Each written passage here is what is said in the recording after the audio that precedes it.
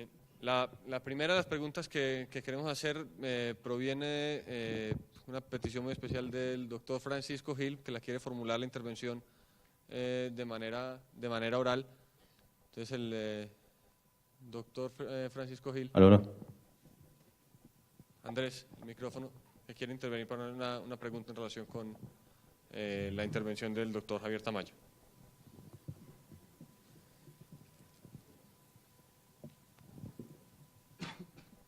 Buenas tardes. Yo me aparto sustancialmente de la intervención del doctor Javier Tamayo porque creo que la visión de un sistema jurídico con corte constitucional es completamente diferente a la visión de un sistema jurídico sin corte constitucional. La Corte Constitucional no es el órgano de cierre en materia constitucional, es el órgano de cierre del sistema jurídico como tal. Entonces yo no creo que se pueda pensar en un sistema con corte constitucional que no tenga un órgano de cierre. Y yo creo que la lucha de poderes a la que hace alusión el doctor Tamayo no se ha dado entre el poder judicial de la Corte y el poder del Ejecutivo o el poder del Congreso.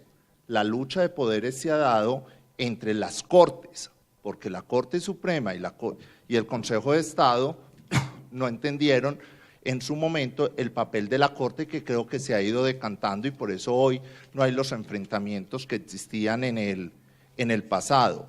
Cosa diferente es que existan sentencias de las Cortes que no se compartan, al igual que hay sentencias del Consejo de Estado que no se comparten o de la Corte Suprema, pero las sentencias de la Corte Constitucional pueden ser objeto de ese debate académico, pero lo que sí no considero es que ese no sea el papel de una Corte Constitucional, incluso porque el principio de igualdad sí es el eje rector del sistema democrático, entre otras razones porque la interpretación de la Constitución, y cuando parte el doctor Tamayo de la interpretación del artículo 230, obviamente no se puede interpretar aislado, porque la interpretación de un texto constitucional se aparta radicalmente de la interpretación de los textos normativos en la medida que son textos políticos y que son textos a los cuales se llegó en virtud de una negociación.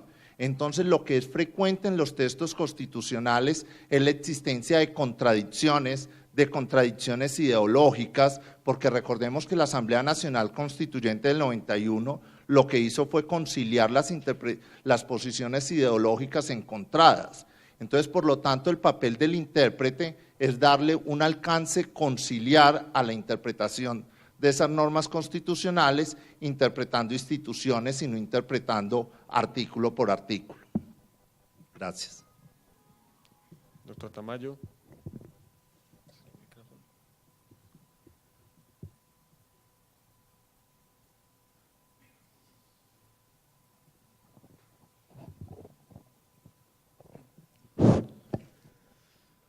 Pues doctor Francisco, es tanto lo que tendría que hablar para poderme referir a su muy brillante y aguda intervención, que es muy poco lo que tengo para decir. Yo no dije que no debería haber Corte Constitucional en Colombia, lo que dije era que no me gustaba el sistema de interpretación de la Corte Constitucional colombiana. De manera que sobre ese punto no vale la pena discutir. Que sea órgano de cierre, yo podría pensar que es órgano de cierre en cuanto a cuestiones de constitucionalidad, pero, y este ya es un problema de nunca acabar, creo que si la Corte Constitucional se arroga el derecho de fallar tutelas contra providencias judiciales de la Corte Suprema de Justicia, violando de alguna manera los textos constitucionales, allí ya habremos generado todo un desbalance en cuanto a la institucionalidad nacional. En ese sentido, casi que carece de sentido que haya una Corte Suprema de Justicia. Y en cuanto al argumento del contexto de la Constitución, perdóneme, doctor Francisco, pero ese sí me parece un argumento de los más traídos de los cabellos, porque yo entiendo que haya interpretaciones contextuales cuando haya una norma vaga o cuando haya un vacío, en fin. Pero una cosa es que haya interpretaciones contextuales y otra cosa es que haya conflictos de valores, que son dos cosas completamente distintas. Y si cada vez que a la Corte le guste una determinada solución política o jurídica, la obtiene argumentando que el derecho de igualdad prima sobre los demás, entonces le reitero, todo lo demás sobra, porque yo no me imagino que se haya hecho el artículo 230, pero que ese artículo quede borrado de la faz de la tierra, todo porque existe el derecho a la igualdad. Entonces, ¿para qué pusieron el artículo allí? Lo podrían haber borrado perfectamente. Entonces, una cosa es interpretar normas contextualmente y otra cosa es borrar normas de la Constitución, todo porque hay que respetar el derecho de igualdad. Esa es la respuesta que tendría para el doctor Francisco Gil. Bien, entonces demos lectura a las preguntas que en forma escrita nos han formulado. Doctor Andrés, por favor. La primera pregunta, creo que es para el doctor Javier Tamayo. ¿El desconocimiento del precedente jurisprudencial constituye un error que genere responsabilidad del Estado por la función jurisdiccional a la luz del artículo 66 de la Ley 270 del 96, estatutaria de la Administración de Justicia?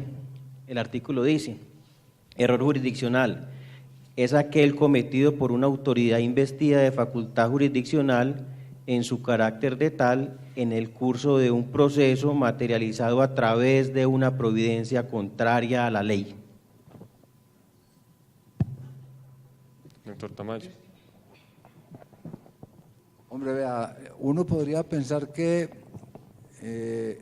literalmente hablando, la respuesta es afirmativa, porque se desconoce el precedente obligatorio que le puede generar un perjuicio a una persona. Sin embargo, hay un problema que no abordé ahora porque no tuve tiempo, y es el siguiente. La Corte ha dicho que hay 4 causales para desconocer el precedente obligatorio. Y una de esas causales, o 2 de esas causales, es que el precedente esté equivocado, o segundo, que sea injusto. Y aquí es donde viene el problema de las interpretaciones valorativas. Para un juez es muy fácil, y no veo cómo cualquier juez penal lo vaya a condenar por peculado, si él dice que frente a la interpretación que tenía la Corte como precedente obligatorio, él tiene otra interpretación y da la interpretación desde luego, una interpretación distinta a la de la Corte. O simplemente dice, como estamos en una Constitución, en una interpretación de valores, yo considero que aplicar ese precedente a este caso concreto comete una injusticia y viola la Constitución. Si yo puedo desconocer un precedente obligatorio, lo puedo desconocer porque me parece equivocado, porque me parece injusto, apague y vámonos, que el precedente obligatorio no existe. Porque siempre el juez a quien acusen de prevaricato podrá salirse por allí y el precedente nunca será obligatorio, porque siempre un juez podrá salirse argumentando. ¿Quién en una discusión sobre si la tesis de la Corte Constitucional o la tesis del juez es equivocada o es injusta, la del uno o la del otro? Eso es algo completamente subjetivo, entonces allí no habrá precedente obligatorio. Pero literalmente hablando, si uno podría decir que sí hay derecho a esa responsabilidad.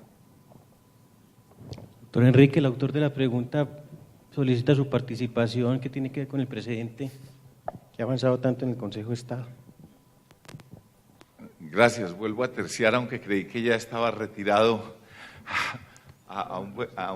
una buena tarde. Sin embargo, me parece que es un tema interesante y realmente yo creo que los precedentes tienen una fuerza vinculante. Eso no lo podemos soslayar de ninguna manera. Y la fuerza vinculante precisamente del precedente va a permitir que un juez la deje de lado en el entendimiento y bajo la carga de argumentación de unos elementos suasorios y lógicos y argumentativos superiores a la estructura y el contenido mismo del precedente. En otros términos, la naturaleza vinculante del precedente tiene una fuerza que obliga. Si el acuo o el juez inferior quiere dejar de lado o entrar en rebeldía o contumacia contra la posición del precedente y su fuerza vinculante, en los términos de Perelman, debe precisamente desvanecer en virtud del principio de la eficacia esa fuerza argumentativa, o en los términos de Alexi, precisamente lograr declinar con el peso de la argumentación una mejor argumentación que la del precedente, que es motivo de alejamiento. En ese entendimiento, el precedente ha constituido un acercamiento del sistema continental nuestro hacia los roces del sistema del common law. Y eso será bueno o malo, no voy a entrar a discutirlo porque no es el momento para ello, pero el desconocimiento del precedente, ¿a qué da lugar? Da lugar precisamente a un mecanismo judicial que es la tutela, y esa tutela va a posibilitar que bien a través del error jurisdiccional en el entendimiento del defecto fáctico, sustantivo o procedimental, que se busque corregir en alguna manera la forma o el alejamiento que ha hecho un operador judicial en un momento determinado frente al carácter vinculante y obligatorio de un precedente. El precedente no es letra muerta ni es una ficción o es una figura de retórica judicial o jurisprudencial. El precedente ha constituido en nuestro medio hoy patrimonio jurídico cultural que obliga y que hace precisamente que los jueces deban observarlo. Por ello coincido con el doctor Tamayo cuando finalmente, luego de los razonamientos periféricos que hizo, para señalar que sí puede dar lugar a un compromiso de responsabilidad, pero hay mecanismos igualmente para efectos de enderezar o corregir la actuación. Bien, ¿tenemos alguna otra pregunta en relación con este tema del precedente? Doctor, hay dos preguntas en relación con el mismo tema del precedente antes de pasar a las otras preguntas que tenemos. Primero, por razones de cercanía, aquí el doctor y luego allá atrás. Muchas gracias. Buenas tardes. Doctor Tamayo, el artículo 114 de la Ley 1395 del 2010 consagra el precedente obligatorio para los funcionarios públicos. Sobre su tesis y esta preceptiva legal, ¿qué nos puede decir? Doctor, pues según el paraíso que nos pinta el doctor Enrique Gil, el funcionario que no cumple el precedente obligatorio está sometido primero a una denuncia por prevaricato o a una condena por prevaricato y a las sanciones disciplinarias previstas en la ley. El problema grave, doctor, es el siguiente, que es que me toca volver, yo no concluí como concluyó Enrique, que dice que yo concluí. Yo no estoy de acuerdo con que exista precedente obligatorio. Yo lo que estoy diciendo es que si existen varias posibilidades para desconocerlo, es porque está derrumbado, pero que si se acepta que es obligatorio y que no se da esos argumentos que no los darían el mismo Perelman, Entonces, sí es obligatorio. Yo lo que le podría decir a usted, doctor, es que el funcionario público, digamos un pagador de tesorería, puede tranquilamente desconocerlo e ir a la Corte Constitucional y entregar argumentos fuertes, más fuertes que los de la misma Corte, porque ella tiene derecho a no dar argumentos fuertes. En cambio, el que va a incumplir sí tiene que dar argumentos casi que redoblen la posición de la Corte, y entonces en esa forma se escapará de irse para la cárcel por prevaricato o a ser destituido del cargo. Pero en principio tiene que cumplirlo, y ese es el temor que yo tengo, que lo conviertan los problemas de responsabilidad del Estado en simple ejecución de solicitudes de indemnización con un fallo del Consejo de Estado anexo. Ahí, vamos a ver, no podemos abrir completamente el debate, hay dos palabras pedidas sobre ese tema para no cerrar la discusión al tema del precedente, que tenemos otros temas por tratar. Doctor que había pedido la palabra y luego el doctor Gustavo Herrera, para no concentrarnos en este solamente. Andrés,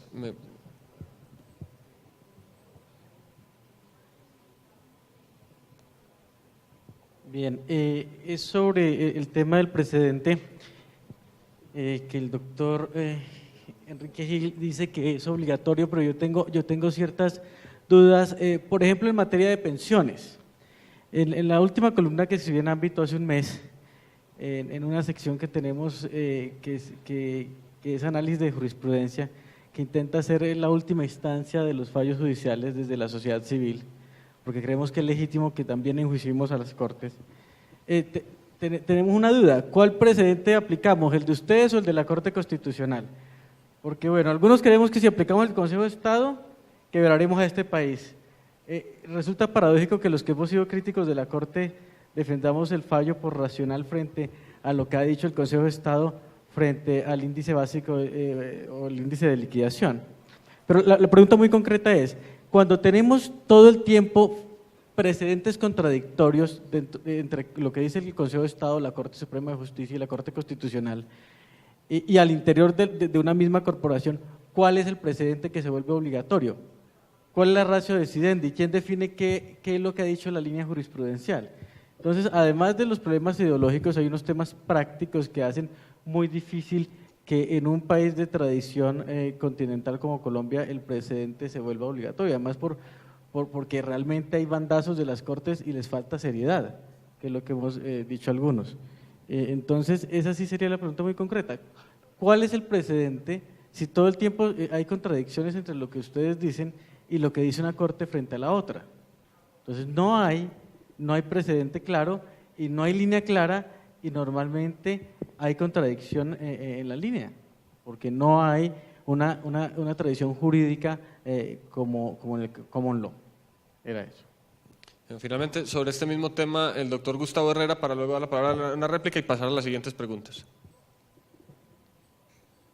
Bueno, sobre este particular, me parece que es clave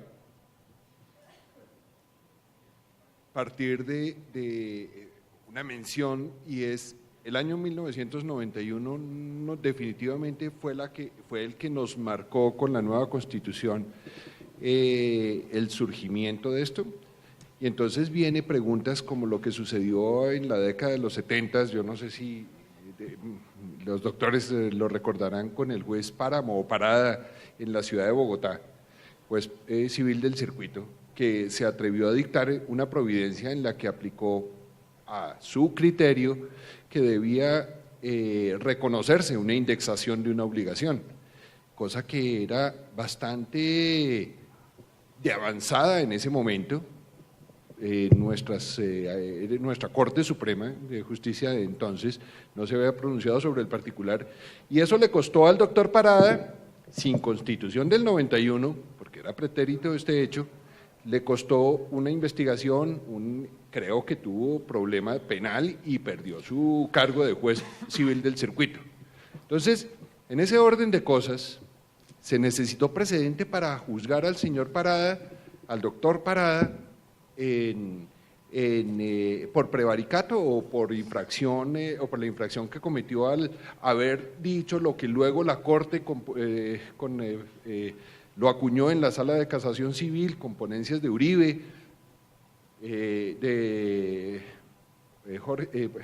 no recuerdo qué otro, varios magistrados de la sala, ponentes de providencias en ese sentido, que reconocieron ese tipo de cosas. Ya ellos no cometieron prevaricato, pero el juez Parada sí. Entonces no se necesitó precedente para eso.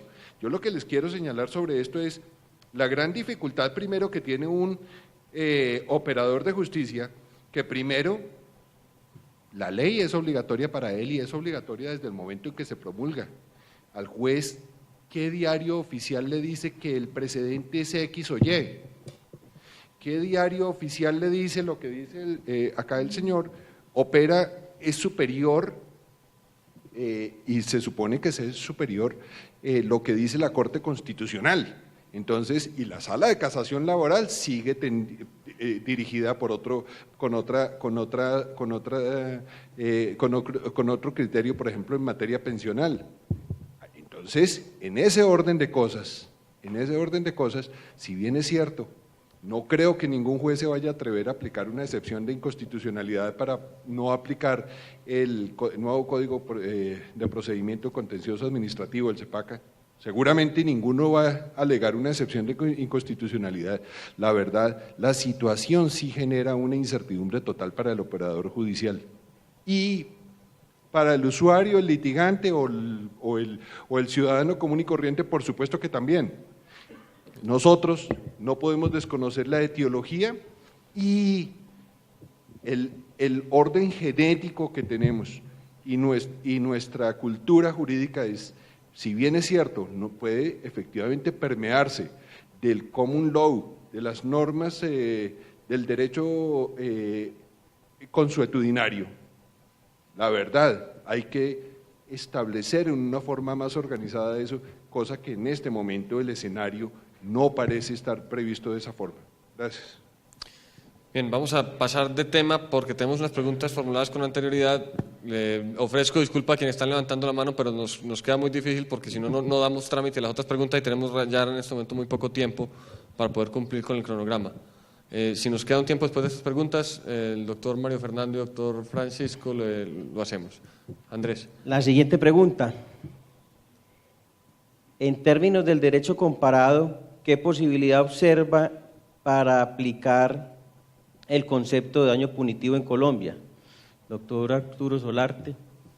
Y yo creo que la participación también del doctor Sobrino sobre la experiencia argentina, que ahora lo mencionó, sería muy valiosa. Gracias. Incluso la pregunta da pie para mencionar algo que no se dijo en la charla y creo que es importante, tal vez porque está un poco excedido el tiempo, pero lo retomo, y es que la aplicación de los daños punitivos a los sistemas de derecho de origen romano-germánico tiene algunas dificultades. Se han señalado dificultades de tres tipos: dificultades de orden constitucional, dificultades del derecho civil y dificultades de tipo práctico. Las dificultades de orden constitucional fundamentalmente radican en que, siendo los daños punitivos una sanción o una pena, pues implicarían la necesidad de aplicar los principios de legalidad de todo el derecho sancionatorio. No hay delito, no hay ilícito penal, ni hay sanción sin que una ley previamente lo haya establecido, por una parte. Entonces, frente al tema del principio de legalidad, pues habría dificultades. Obviamente sabemos también que en el derecho sancionatorio el derecho de defensa y de contradicción del demandado tiene que ejercerse, pues, digamos, con cierto tipo de requisitos para que se considere que esa garantía ha sido observada, y eso frente a los daños punitivos podría tener un inconveniente si no hay una norma legal previa que establezca el hecho, la sanción y el procedimiento para imponerlo. Hay otras dificultades de orden civil, y es claro, digamos, hemos dicho, aquí hay una norma legal, el artículo 16 de la ley 446, que establece que los principios son reparación integral y equidad. Y uno de los criterios que señalábamos en la ponencia sobre reparación integral es que la reparación no puede ser fuente de enriquecimiento. Entonces, si a una persona se le da $1.000.000 por su daño patrimonial y se le dan 100 millones de pesos de daño punitivo, pues se la está enriqueciendo. Está habiendo un traslado, digamos, a esa persona y sobre todo si no hay una norma legal que lo justifique, porque si hubiera una norma legal que autorizara los daños punitivos, pues ese traslado patrimonial tendría una justificación, una causa en la ley. Existen otras dificultades, por ejemplo, ¿qué ocurre en los daños punitivos si fallece el autor de la conducta? ¿Se transmite a sus herederos? Hay daños punitivos cuando se incurre en responsabilidad por el hecho de otro, por ejemplo. En fin, y hay dificultades de tipo práctico en los daños punitivos, lo que señalábamos, por ejemplo, del reconocimiento a nivel del derecho internacional privado, los problemas que plantea desde el punto de vista de la seguridad jurídica, se incentivaría la industria del pleito, de alguna manera, y por otra parte, dicen los autores, tal vez es Barros, Bourier, que se dificultarían las transacciones y habría dificultades desde el punto de vista del mercado asegurador. Entonces, tal vez ustedes ahí intuirán un poco mi respuesta. La introducción de los daños punitivos a Colombia generarían, digamos, una serie de dificultades de distintos órdenes que tendrían que ser satisfechas previamente a su establecimiento. Por eso, a mí me parece, con respeto, digamos, por el legislador argentino, que la forma como se introdujeron los daños punitivos en la ley del consumidor argentino es demasiado global. El juez fijará una cuantía que estimará adecuada para prevenir, etcétera. Los intentos de regulación más recientes de introducción de daños punitivos al sistema continental normalmente están acompañados de parámetros, por ejemplo, que hay una cierta proporcionalidad entre el daño sufrido y el daño punitivo, la garantía del derecho de defensa, qué pasa con los seguros, etcétera, etcétera. Hay una serie se enmarca un poco la introducción o la introducción de los daños punitivos a los sistemas de derecho continental. En ese sentido, digamos, mientras no se solucionen ese tipo de dificultades en los órdenes que he mencionado, veo, digamos, innecesarias y riesgosas la introducción de este tipo de figuras al derecho nacional, y aun cuando, como les decía, alguna doctrina siguiendo algún planteamiento español ha considerado que podría introducirse por la vía de la aplicación de la equidad para hacer una reparación, digamos, equitativa, solucionando todas las dificultades que el ilícito haya establecido, pues creo que esa introducción por la vía de la equidad no solucionaría ninguna de las dificultades que mencionamos anteriormente. Entonces, en mi opinión, siendo un instrumento interesante en algunos sistemas, teniendo unas finalidades, teniendo unos propósitos que parecen plausibles a nivel de castigo, de disuasión, de ejemplo, etcétera, me parece que en nuestro sistema sería difícil y extraño. Habría otros mecanismos para prevenir y para sancionar los ilícitos a nivel del derecho penal, el derecho administrativo sancionable. Profesor Sobrino, sobre este punto. Gracias. Seremos breves para no hacerlo muy largo. Interesantísimo el planteo que hacías. Ahora, les comento la experiencia nuestra, lo tenemos del año 2008. Problemas constitucionales no hemos tenido planteados en Argentina, no se ha hecho la analogía que esto fuera derecho penal, no deja de ser una de las tantas sanciones que pueden existir dentro del ámbito del derecho civil. Allá tenemos astraintes, tenemos multas, etcétera. Esto no dejaría de ser una multa civil de mayor envergadura. Por tanto, en el aspecto constitucional no hemos tenido planteos que hayan prosperado. Con respecto al tema civil que vos bien decías, la reparación, comparto que eso es lo tradicional, lo que hemos hecho hasta ahora. La idea es, ¿podríamos replantearnos un nuevo mundo jurídico? ¿Podría haber alguna alternativa? ¿Podría ser eficiente para defender a la gente? Y en el Código Civil del 2012 que tenemos ahora en proyecto en Argentina, en la parte de responsabilidad civil tiene como pautas la reparación, la prevención y la sanción. Y esto ha sido aceptado por gran parte de la doctrina. Por tanto, sería una manera novedosa y quizás creativa, no tradicional, pero de incluir los daños punitivos. Con respecto al tema práctico, muy concretamente, les comenté que en los últimos 7 años las indemnizaciones por daño punitivo en Argentina fueron lastimosamente bajas. $100.000 a lo largo de todo el país en 7 años, sumando todas las indemnizaciones que hemos tenido. Es decir, la prudencia de los jueces en Argentina ha sido absoluta, demasiada. Es decir, ni siquiera cumple el efecto disuasivo. Pero quizás lo hicieron por temor a que no se piense que iban a ser demasiado grandes indemnizaciones. Con respecto a los seguros, creo que es la clave de bóveda. Las compañías de seguros de Argentina necesitan los daños punitivos para cumplir en tiempo y forma. Creo que es determinante. Y la última cuestión de la asegurabilidad. La realidad es que en Estados Unidos está discutido si se puede asegurar o no. Yo no soy muy amigo de la asegurabilidad, pero les comento sí, como análisis de derecho comparado, que en Estados Unidos varios estados yanquis permiten que se aseguren incluso los daños punitivos. Quizás con una franquicia, quizás con una participación del asegurado. Nada es gratis, porque cuando renovas la póliza te van a cobrar mucho más, pero incluso en algunos casos se ha permitido la asegurabilidad. Bien, hacemos la última pregunta de las que tenemos previstas. El doctor Enrique Gil pidió aquí un derecho de réplica.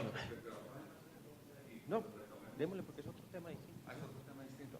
Sí, yo realmente no me resisto para responderle al doctor que escribió en ámbito jurídico algo tan elemental como esto. El modelo constitucional que se adoptó en 1991 pasó de un esquema francés donde únicamente en las constituciones se regulaba y distribuía el poder. Pasamos a un modelo inglés que incorpora principios, valores y aspectos pluralistas tan amplios como posibilitar lo que usted ha hecho, pero no en el entendimiento de que los ciudadanos enjuicien a las cortes o a los jueces. No, yo creo que los ciudadanos pueden y deben comentar, debatir, criticar, pero enjuiciar ya las decisiones creo que tiene una connotación lingüística que de pronto no es consciente de su contenido.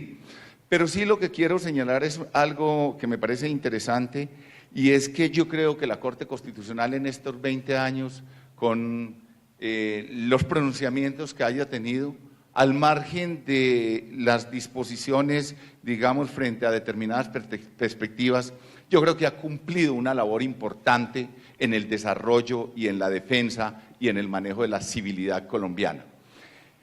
Igualmente, el Consejo de Estado, como órgano máximo de lo contencioso administrativo y órgano límite, ha cumplido un papel más civilista en su historia que el de la misma Corte Constitucional.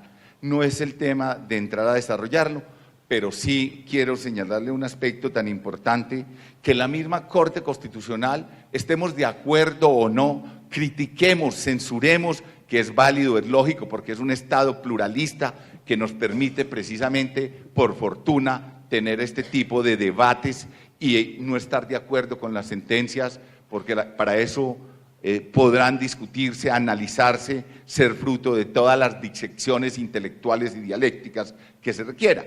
Pero lo que sí no se puede negar es el papel tan importante que ha cumplido en estos 20 años la Constitución del 91 en todo lo que es el manejo de la justicia. Y en cuanto a un aspecto que sí me parece muy importante y que no puedo dejar de lado, es el señalar la dispersión o digamos la forma alegórica en que usted alude a que hay contradicciones en la jurisprudencia. Desde luego, y van a seguir existiendo, y eso es sano, y eso es naturalmente humano dentro de la labor de administrar justicia. Pero no puede usted señalar que entonces qué sentido tendría lo que vamos a hacer con la ley 1437 de la extensión de la jurisprudencia. Entonces hemos perdido el tiempo, no solamente desde el punto de vista legislativo, sino desde el punto de vista judicial, en buscar una técnica legislativa que ayude a facilitar todo este espacio de lo que es la fuerza vinculante del precedente, a la cual en multiplicidad, en una cascada de sentencias, así lo ha señalado la Corte Constitucional, igualmente el Consejo de Estado y de la misma manera la Corte Suprema de Justicia. No es completamente estrambótico o insólito que haya a veces jurisprudencias encontradas. Claro que las hay, y precisamente para ello hay una figura que es la figura de la unificación de jurisprudencia, y eso es lo que busca hacer la Sala Plena, eso es lo que busca la Corte Constitucional, eso es lo que propende la ley 1437 o el nuevo Código Contencioso. Entonces hay un propósito dirigido en esa lógica, en ese entendimiento, que desde luego podrá haber decisiones. Obvio, en eso realmente usted puede tener razón, pero desde el punto de vista del balance jurisprudencial, desde el punto de vista de la riqueza y del patrimonio cultural jurídico y lo que se ha logrado en estos 20 años, creo que es incuestionable y es desde el punto de vista práctico, constatable, desde el punto de vista empírico, observable. Bien, con esto, porque el tiempo apremia y no queremos que se aburran los que quedan, vamos a dar por terminada la sesión de preguntas.